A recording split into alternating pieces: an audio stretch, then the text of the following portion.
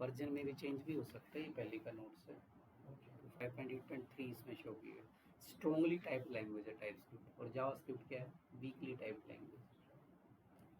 Weekly और strongly में difference यही है, जो भी स्ट्रॉन्गली टाइप लैंग्वेज होगी उसमें उसका डेटा टाइप बताना पड़ेगा, वो इंटीजर में है, स्ट्रिंग में है।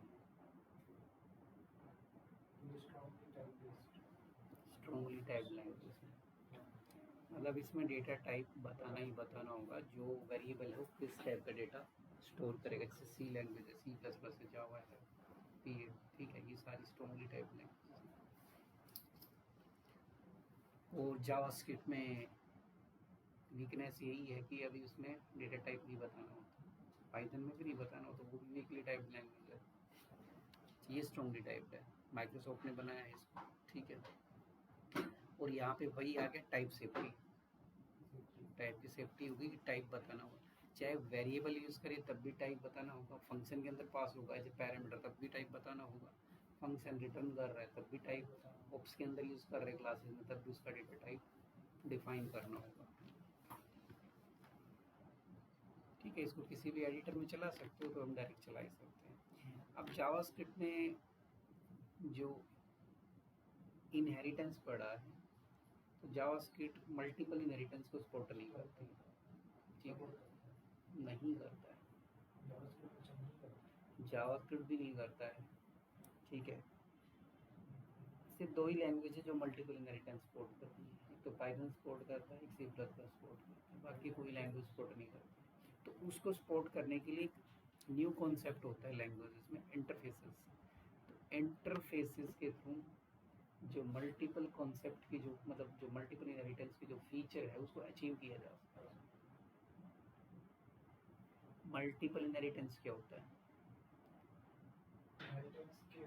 जैसे एक क्लास है जिसका नाम है ए, एक क्लास बी है, एक क्लास सी, तीन क्लासेस है हमारे पास।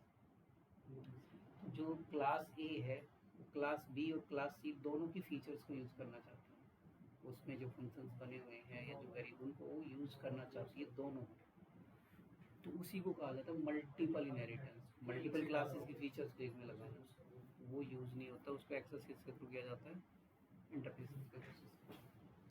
इनम्स भी है इसमें, इनम्स जेनरिक प्रोग्रामिंग भी है। चलो, तो जावास्क्रिप्ट काफ़ी पावरफुल लैंग्वेज है तो पता ही है। जावास्क्रिप्ट में इंटरप्रेटर चलता है और टाइपस्क्रिप्ट में ट्रांसपाइलर चलता है, जैसे कंपाइलर होता है ना ऐसे ही ट्रांसपाइलर होता है, वो चलता है। डेनो, नोड जेएस वगैरह, नोड जेएस का सुना होगा, डेनो वगैरह इसी में बने हुए हैं, और अभी भी रिएक्ट के अंदर भी टाइपस्क्रिप्ट ही लगा रखी है। टाइपस्क्रिप्ट स्केलेबल ऐप्स बनाने के लिए यूज़ कर, स्केलेबल मतलब कोई हमने एप्लीकेशन बनाई, ठीक है, उस एप्लीकेशन में हम चाहते हैं कि कल कुछ और ऐड करना चाहें, और थोड़ी सी बड़ी हो जाए, फिर कुछ और, तो वो होती है स्केलेबल।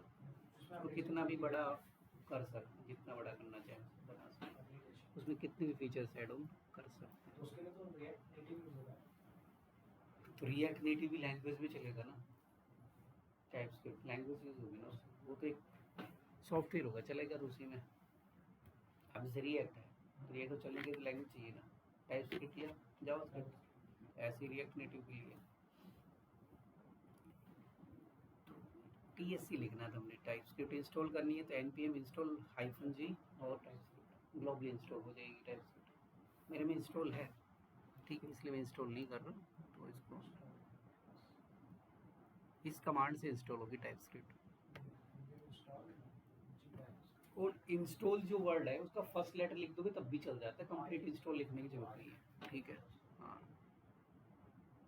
वो डायरेक्ट चल जाएगा। वो सिस्टम में चेक करना है या नहीं है, तो TSC-v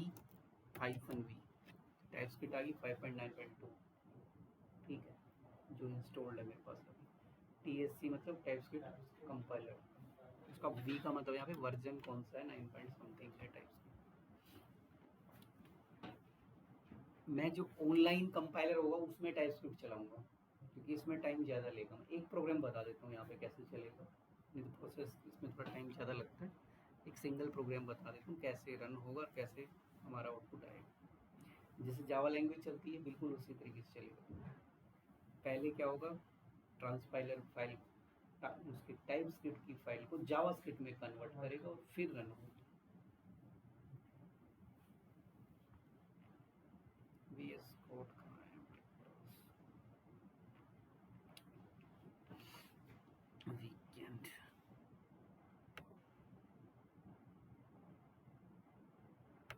इसी में फोल्डर बनाया है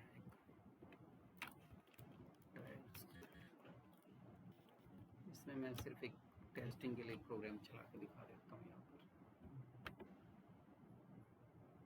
जो फाइल सेव करेंगे वो ts नाम से सेव करेंगे। एक्सटेंशन क्या होगी? ts। ठीक है, एक्सटेंशन होगी ts।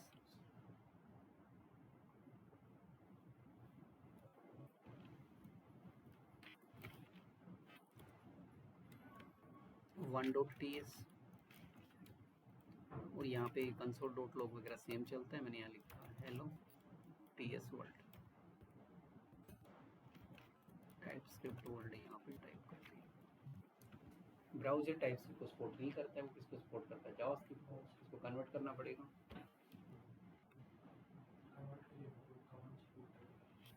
हाँ, वही कमांड है tsc टाइपस्क्रिप्ट कंपाइलर।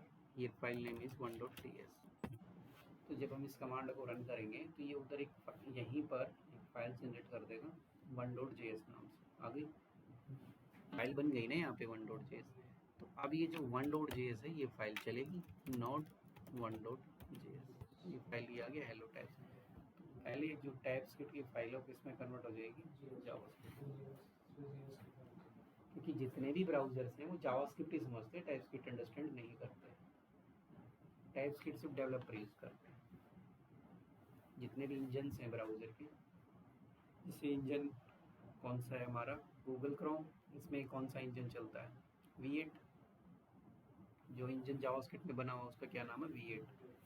ऐसे ही माइक्रोसॉफ्ट का जो एज है उसमें चक्रा इंजन चलता है, और मोजिला फायरफॉक्स में चलता है, स्पाइडर मंकी चलता है। हर किसी में एक इंजन होता है, वो चलता है। 3 इंजन है। ठीक है। और जो इंजन है उनके अंदर जो कोड किया हुआ है वो जावास्क्रिप्ट लैंग्वेज में सारा कोड। तो मैं अब डायरेक्ट उसमें चला देता हूँ। फुल लाइन कंपाइलर ऑन कर लेता हूँ टाइपस्क्रिप्ट का।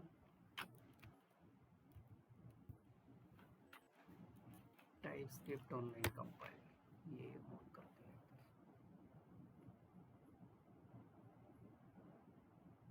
स्लो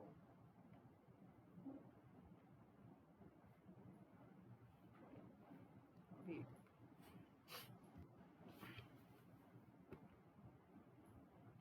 ठीक चल रहा है टाइपस्क्रिप्ट कंपाइलर।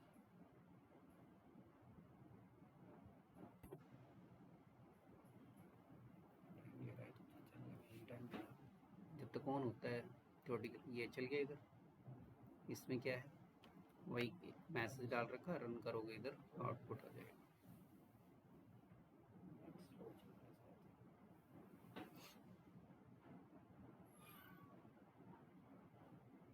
ये डेलीवर्ड वाज स्लो। चलो आउटपुट आ गया इधर। ट्राई प्रोग्राम जो भी मैसेज था।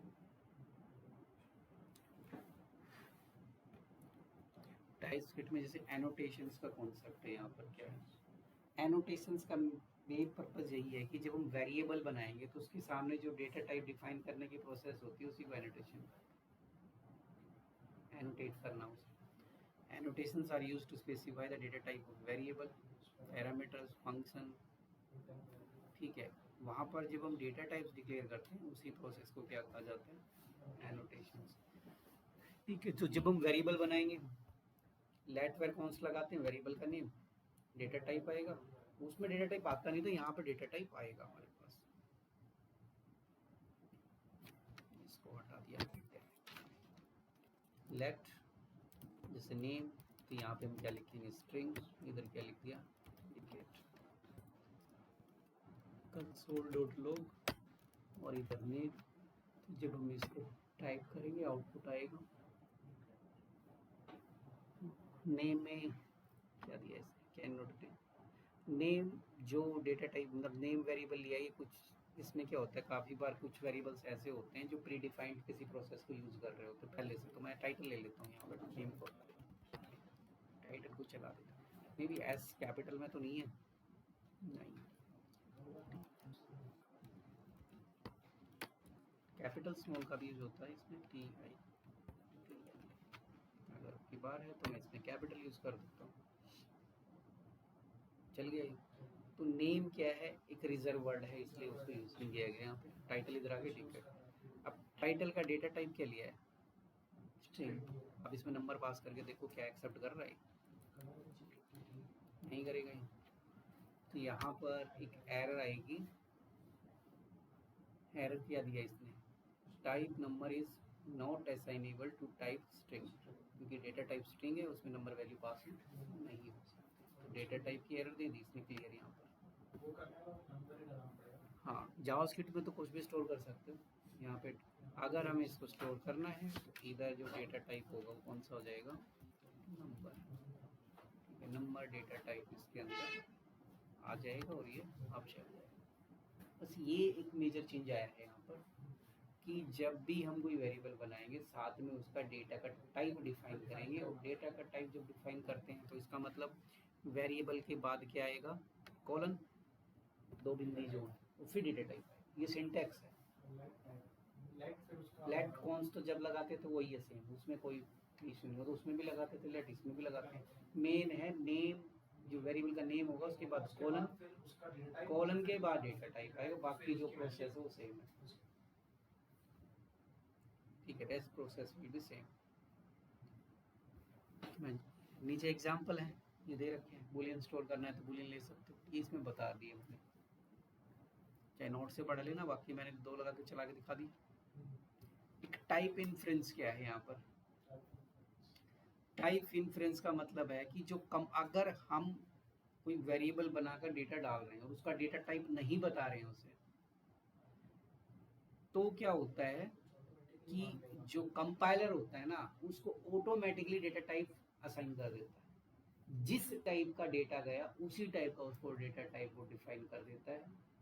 ठीक है, जैसे हाँ स्ट्रिंग ले लेगा, उसका नंबर ले लेगा।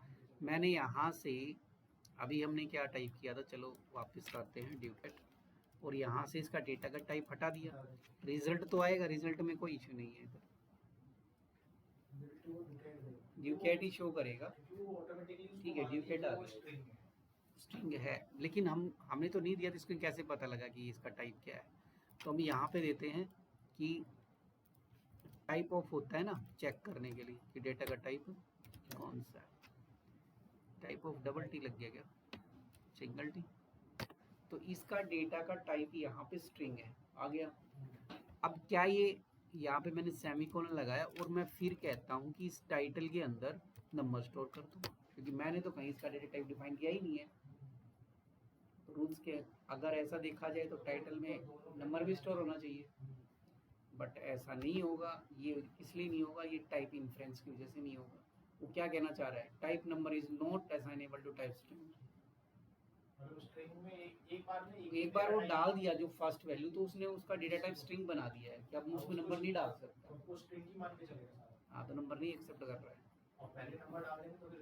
हाँ, फिर नहीं करेगा, उसको डेटा टाइप असाइन कर देता है।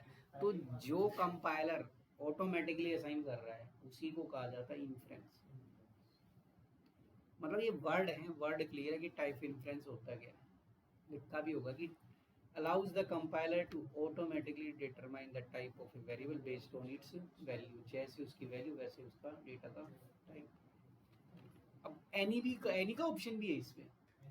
एनी का मतलब मैं इसको कह देता हूँ यहाँ पर एनी,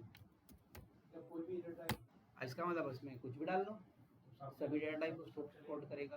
तो इसमें बुलियन है, नंबर है, स्ट्रिंग है, एनी है, 4 हो गए, और नल होता ही है 5 इसमें हो गए। ठीक है, 7 उसमें है जावास्क्रिप्ट में। ठीक है, यहाँ पे बुलियन, नंबर, स्ट्रिंग, एनी और नल। नल तो ऑब्जेक्ट के लिए होता है, कुछ नहीं गया ऑब्जेक्ट में तो नल हो गया। तो ये अब डिफॉल्ट पैरा, अब देखो यहाँ पर ये किस में लगा दिया इसने? फंक्शन जैसे बनाते थे वैसे ही बनाया ना। यहाँ पे हम फंक्शन में क्या पास करते थे? पर्सन, इतना ही करते, वहाँ कहाँ बताती है स्ट्रिंग जावास्क्रिप्ट। तो इसमें सिर्फ क्या एक्स्ट्रा लगाया गया कि जो पैरामीटर जा रहा है उसका टाइप क्या होगा? स्ट्रिंग। एनोनिमस तो वैल्यू है, उसको छोड़ो। एनोनिमस तो क्या है? एक वैल्यू है। तो आसान है ये, इसमें कुछ नहीं है। बस यहाँ पर मैं अब ये रिकॉर्डिंग से ही देखना, ठीक है? यहाँ पे नोट्स वगैरह नहीं है, यहाँ पे जैसे हमने एक फंक्शन बना दिया, फंक्शन तो जैसे बनता था वैसे ही बनेगा, फंक्शन बनाने का प्रोसेस चेंज नहीं है। मान लो हमने नीचे एक सम फंक्शन बनाया, ठीक है, यहाँ से मैंने डेटा पास किया। अब डेटा कितने गए हैं, 2, तो फंक्शन का नाम क्या है, सम। अब मैं कहता हूँ इसके अंदर जो पैरामीटर्स जाएंगे दोनों के दोनों क्या होने चाहिए, नंबर। तो मैं जावास्क्रिप्ट में तो ऐसे कर देते थे, एक्स और वाई नीचे प्लस कर दिया, हो गया काम। तो यहाँ पे हम क्या करेंगे, इसका जो डेटा का टाइप है ना वो भी मैं बता दूंगा क्या है, नंबर है।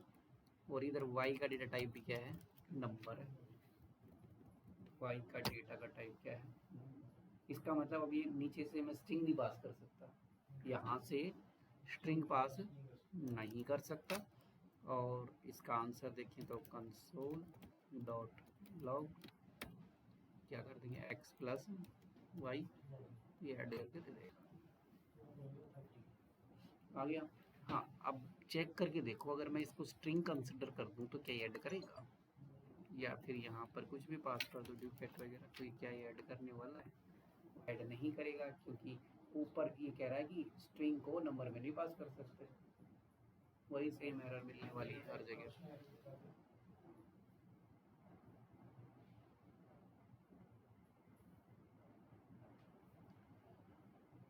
एरर सेम मिलेगी हर केस के अंदर, वो एरर जो वहाँ देखने को मिलेगी।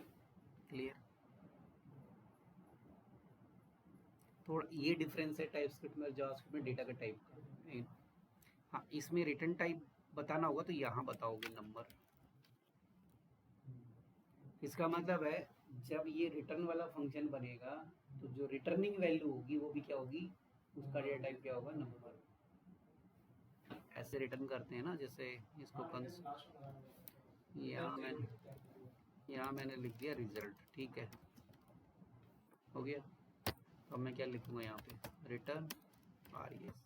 तो आर ई एस को रिटर्न कर रहे हैं और यहाँ से इसको हटा देते हैं, इधर मैंने पास कर दिया 20। और जब इसमें स्टोर करेंगे इधर,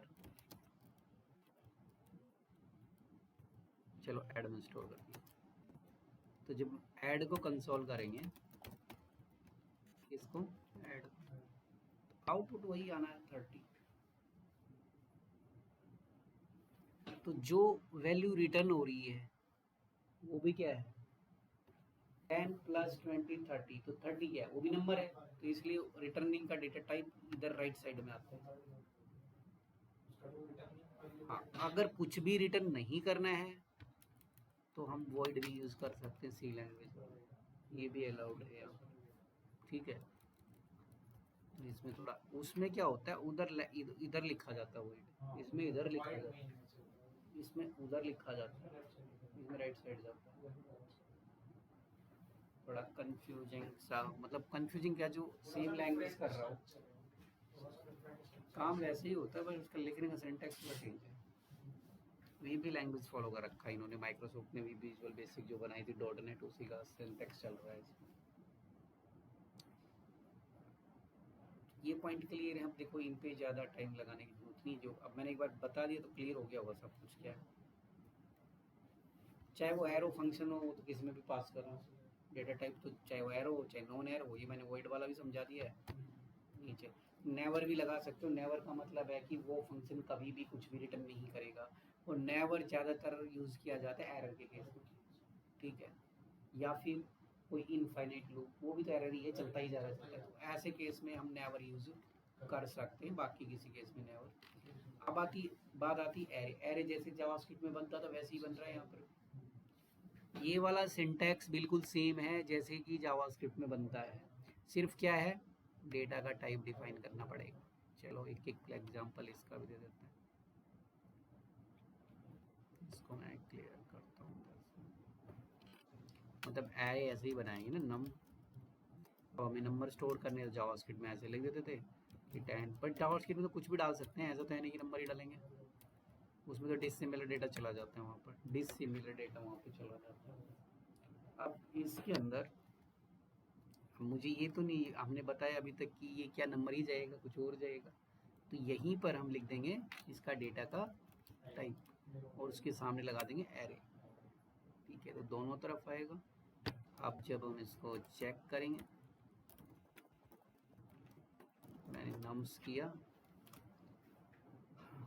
इधर हमें क्या मिल जाएंगे, जितने भी नंबर्स हैं वो राइट हैंड साइड में शो हो जाएंगे। और एक्सेस करने का वही है, फर्स्ट अगर मैं यहाँ पे लिखता हूँ नम्स 2 तो कौन सी वैल्यू आएगी, 30 आ जाएगी इसमें। और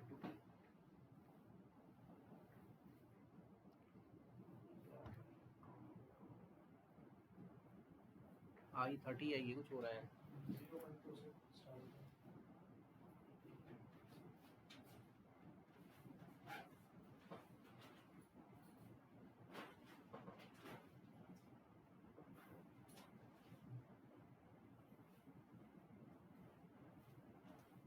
इसमें फिग्मा भी है क्या?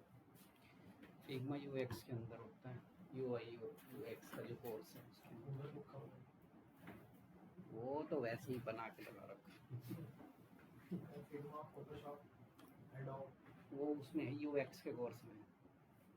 लेकिन फिर अपना भी लिखा हुआ है फ्रेमवर्क में, बूटस्ट्रैप, रिएक्ट, वो वैसे चार्ट सा बना के लगा रखा है उसका भी। फिर बैकएंड में एसक्यूएल, डेटाबेस, पाइथन, जावा, इंस्टॉल में गिटहब, नोड भी लिखा हुआ, नहीं नोड नहीं, वो वैसे बना के दिया हुआ है, वैसे लगा रखा हूँ। क्लियर है ये पॉइंट? तो बस इसमें अब ये वाला जो सिंटेक्स है ना, ये उसे थोड़ा सा अलग, मतलब थोड़ा डिफरेंट वेरी कर रहा है सिंटेक्स। डेटा टाइप तो हमने वहाँ भी बता दिया, डेटा टाइप यहाँ, बट इसमें एरे एक ऑब्जेक्ट के थ्रू है और उसमें डेटा टाइप हमें बताना पड़ता है, तो डेटा वैसे ही आएगा, डेटा में कोई प्रॉब्लम नहीं है। कि एक मेथड तो ये है एरे बनाने का, एक हम ऐसे बना सकते हैं लेट नम्स डॉट, ये इधर तो नंबर वही रहेंगे जैसे जा रहे थे 10,30, कुछ भी नंबर पास कर दो ऐसा कोई। तो यहाँ पर एरे लिखना है, ए कैपिटल रहेगा और उसके बाद ऐसे यहाँ पर उसका डेटा टाइप कि नंबर है या स्ट्रिंग है, ठीक है। जो स्ट्रिंग था नेम दिया, नहीं नंबर ही है अभी सारे, अभी तो पता है, तो वहाँ सॉरी एग्जांपल में वो तो एग्जाम्पल है, वो तो नोट्स है, कुछ भी ले लेना, स्ट्रिंग लेना, स्ट्रिंग लिख देना, उधर फिर सारे नाम वगैरह डालने पड़ेंगे, डाल जैसे कंपनी के, वो तो एग्जाम्पल है, कुछ भी ले सकते हैं, स्ट्रिंग लो, नंबर लो, कुछ भी लो। ये लिस्ट पुश करके कहाँ? वो तो वेरिएबल का नाम है, नम लिस्ट, जैसे नेम्स है तो ये तो वेरिएबल का नेम है ना, नम लिस्ट ओके, वेरिएबल का नाम है, कुछ भी ले लो। डॉट तो पुश करके डेटा किस में डलेगा, 20 एरे का नाम क्या है, नम लिस्ट, तो नम लिस्ट के साथ तो पुश फंक्शन लगेगा। फिर 20 को लिखा हुआ है, ये खाली एरे बना है एम्प्टी, एम्प्टी में जब डेटा डालती है तो कौन सा फंक्शन लगता है, पुश। पहले एरे का नेम, एरे का नेम क्या है, नम लिस्ट डॉट पुश, अब उसमें 20 डालो, 30 डालो, अब 20 डालेंगे क्योंकि इसका डेटा टाइप क्या है, नंबर ही तो डाल लेंगे, नीचे स्ट्रिंग होता तो कुछ और डालते। सिंगल ब्रैकेट मतलब 1 डायमेंशन एरे, डबल ब्रैकेट मतलब 2 डायमेंशन, ट्रिपल ब्रैकेट 3 डायमेंशन। ये तो एरे की टाइप्स हो गए, ऐसे लिख सकते हैं 1 डायमेंशन 2। अब बात आती है, ये यूज़ होता है कॉन्सेप्ट ज़्यादा प्रोजेक्ट में, ऑब्जेक्ट का कॉन्सेप्ट, इंटरफेस का कॉन्सेप्ट ज़्यादा यूज़ होता है, ये ध्यान, ऑब्जेक्ट का और इंटरफेस का कॉन्सेप्ट ज़्यादा यूज़ होता है। तो देखो मैं यहाँ बताता हूँ, यही पॉइंट उसमें जो प्रोजेक्ट है उसमें भी ज़्यादातर यही मिलेंगे। तो जब हम ऑब्जेक्ट बनाते हैं तो उसका डेटा का टाइप डिफाइन करते हैं, तो वो इंटरफेस के थ्रू भी कर लेते हैं, हम टाइप के थ्रू भी कर लेते हैं। अभी डायरेक्ट है ये, ठीक है, अभी डायरेक्ट है, इस पॉइंट पे फोकस करना, ये ज़्यादा यूज़ होगा। जैसे हमें ऑब्जेक्ट बनाना है तो ऑब्जेक्ट हम ऐसे बनाते थे ना, जैसे कि मैंने यहाँ लिया प्रोडक्ट, तो इधर क्या लेते थे, ऑब्जेक्ट, और इधर आईडी, जैसे ऐसे डाल देते हैं 101 इसके,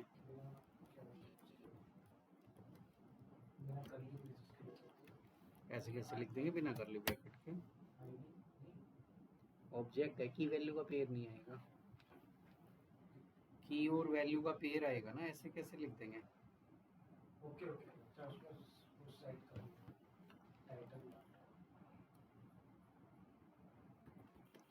स्टूडेंट डेप्थ, ठीक है, ईयर डाल सकते हो, कौन सी ईयर का, मैन्युफैक्चरिंग एरिया जो भी 202 ये डाल दिया। तो जब हम इसको कंसोल डॉट लॉग और मैं इधर लिखता हूँ प्रोडक्ट, ये चल गया इधर डायरेक्ट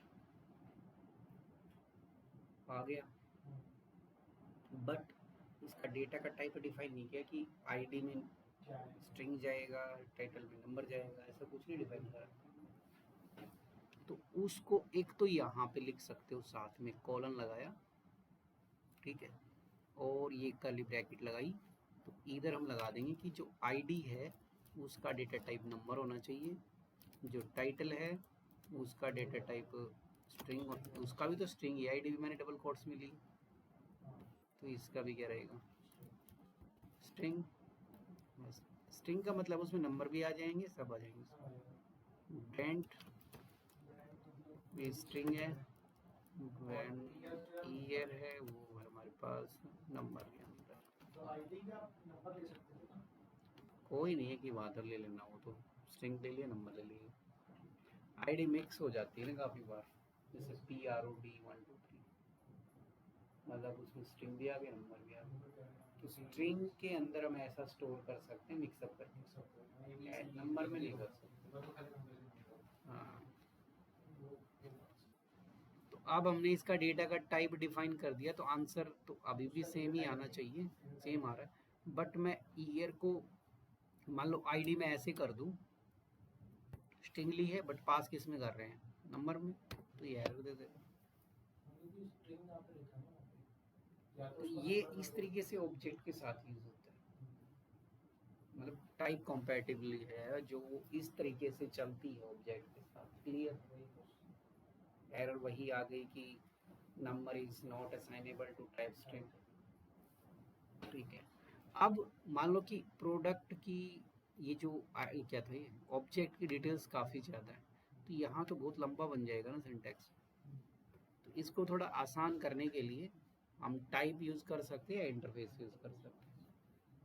तो इसी एग्जाम्पल को इंटरफेस के थ्रू बता देते, पहले मैं टाइप के थ्रू बता रहा हूँ, टाइप भी यूज़ होता है, इंटरफेस भी यूज़ होता है, कोई भी यूज़ कर सकते हो। ये प्रोग्राम यहाँ पेस्ट कर दिया है, सेम ही प्रोग्राम है, कोई चेंज इसमें नहीं है। हमें क्या करना होगा, यहाँ पे टाइप डिफाइन करना होगा, टाइप, तो टाइप मैंने क्या था, प्रोडक्ट ले लिया, यहाँ पे प्रोडक्ट, टाइप प्रोडक्ट, और इसको यहाँ पे बता दिया है कि जो प्रोडक्ट है उसकी जो आईडी का डेटा टाइप होगा वो स्ट्रिंग होगा, और क्या था, टाइटल का जो डेटा टाइप होगा स्ट्रिंग है,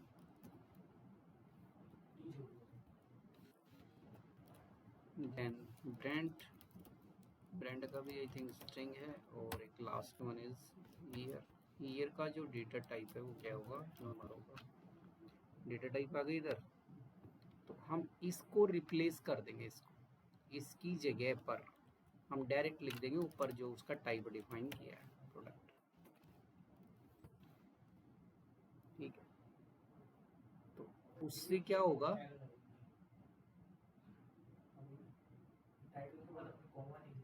कहाँ नहीं दिया होगा, अच्छा इधर रह गया,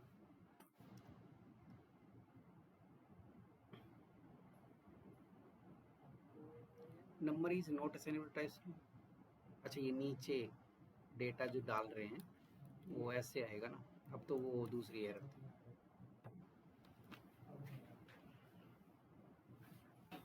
अनटर्मिनेटेड टाइटल लैपटॉप कहाँ है,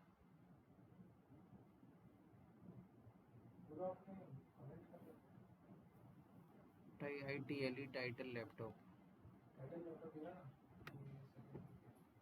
हाँ ठीक तो है, इसमें क्या हो गया, चलो एक बार सिंटैक्स चेक कर लेते हैं अगर ऐसा कुछ है। ये तो यहाँ पे पता लग गया, ये देखो टाइप ठीक तो बनाया हमने, ऐसे ही बनेगा, इक्वल टू में टाइप ऐसे ही बनेगा, पहले टाइप आएगा फिर उसका हमने कैसे बनाया, कहाँ गया, आईडी ठीक है, कॉमा लगा है, स्ट्रिंग, कोई स्ट्रिंग कैपिटल तो नहीं आया कहीं, इसने लैपटॉप वाली लाइन में रख दिया है। अच्छा ये एक में सिंगल लग गया, एक में डबल लग गया इधर, ऐसी ऐसी एरर आ गई है। उसमें तो क्या होता है वीएस में तो ओपन क्लोज अपने आप हो जाता है ना, ऑटोमेटिक क्लोज होता है। तो इसमें नहीं किया, इसलिए एक तरफ सिंगल रह गया, एक तरफ डबल रह गया, तो वह वाली एरर थी, अभी चल गया। एक दूसरा मेथड ये है कि हम पहले उसकी सारे डिफाइन करके यहाँ पर हम उसको पास कर दें, ठीक है। अब एक तीसरा मेथड भी है कि यहाँ पर इंटरफेस बना सकते हो। क्या बना सकते हो? इंटरफेस। तो इंटरफेस बनाया जा सकता है, इंटरफेस। और जब हम इंटरफेस बनाएंगे, इंटरफेस डायरेक्ट बनता है इस तरीके से। इंटरफेस का नाम यहाँ पे वही लिख दिया मैंने, प्रोडक्ट, PRODUCT, प्रोडक्ट। और फिर आईडी क्या होगी? स्ट्रिंग। टाइटल इसमें होगा स्ट्रिंग, देन ब्रांड भी क्या है यहाँ पर? स्ट्रिंग। और जो ईयर है उसका डेटा टाइप क्या है? नंबर। क्लिक कर दूँ, कहाँ रह गया सिंगल डबल? अब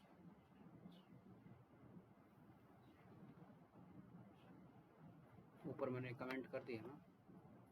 इंटरफेस का सिंटैक्स तो आई थिंक सेम है, ये तो हो गया हमारा टाइप, इंटरसेक्शन को बाद बताते हैं। इंटरफेस कहाँ लिखा है इसमें?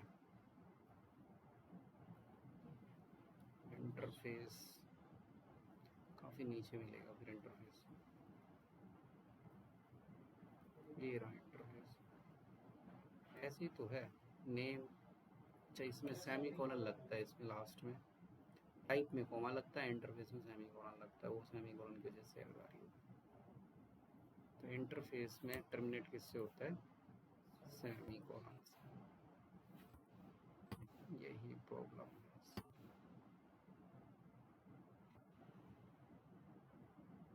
अब कहाँ प्रॉब्लम है? स्ट्रिंग की स्पेलिंग कोई ऐसा है जिसकी स्ट्रिंग की स्पेलिंग STRING है? क्वेश्चन मार्क तो अलग चीज़ है, क्वेश्चन मार्क नहीं लगेगा उसमें, वो अलग है, उसको छोड़ो, वो मैं बताऊंगा क्वेश्चन मार्क क्यों लगता है। बट इंटरफेस जो बनाया है हमने वो ठीक तो बनाया है इंटरफेस, कहीं कॉमा की पक्का सेमी कोलन। अच्छा ये इधर गड़बड़ हो रही है, ये यहाँ अब इतना छोटा है, ये दिखाई भी नहीं दे रहा। अब चलिए ठीक है। तो एक तो हम इंटरफेस के थ्रू ऑब्जेक्ट में पास कर सकते हैं, एक टाइप के थ्रू पास कर सकते हैं और डायरेक्ट भी पास कर सकते हैं। तीन तरीके हैं हमारे पास। अब क्वेश्चन मार्क का मतलब क्या है वो मैं यहाँ पे समझाता हूँ। क्वेश्चन मार्क का मतलब ये है कि मैंने कहा कि कंपनी का नेम डालना है या ये मैन्युफैक्चरिंग ईयर जो भी है पास करना है, तो यहाँ क्वेश्चन मार्क। क्वेश्चन मार्क का मतलब ये हो गया कि ईयर पास करेंगे तब भी चल जाएगा, नहीं करेंगे तब भी चल जाएगा, तो इसका मतलब ऑप्शनल, ठीक है। जब भी किसी फील्ड को ऑप्शनल बनाना हो कि ये होगा तो भी चलेगा, नहीं होगा तो भी चलेगा, कोड हमारा रुकेगा नहीं, ठीक है। तो ऐसे केस में क्या करते हैं हम? क्वेश्चन मार्क लगाते हैं, ठीक है। दूसरा, अब मैं कह दूं कि किसी की वैल्यू चेंज नहीं करनी है, ऑप्शनल। देखो अब ये चल रहा है, मैंने ईयर पास नहीं किया, नीचे हटा दिया ईयर, कंपनी का ईयर नहीं है, तो भी एग्जीक्यूट हो जाएगी। ऑप्शनल के केस में क्या लगता है? क्वेश्चन मार्क की जरूरत है। रीड ओनली प्रॉपर्टी भी यूज कर सकते हैं यहाँ पर, रीड ओनली। इसका मतलब ये है कि रीड ओनली, ये जो आईडी एक बार डाल दी ना, इसकी आईडी चेंज नहीं कर सकते दोबारा से, रीड ओनली फिल्टर। ये उस प्रोजेक्ट में भी लगे होंगे जो भेजा हुआ था उसमें, तो ये दोनों फील्ड थी। जैसे यहाँ पर एक इंटरफेस मूवी नाम का, तो नेम क्या है? रीड ओनली है, चेंज नहीं किया जा सकता। रेटिंग्स जैसे जेनरिक है, एक्शन मूवी है, क्या इसमें ऑप्शनल है, हो भी सकता है नहीं भी हो सकता। तो ये हमारे पास इंटरफेसेस वापस पर क्या होता है।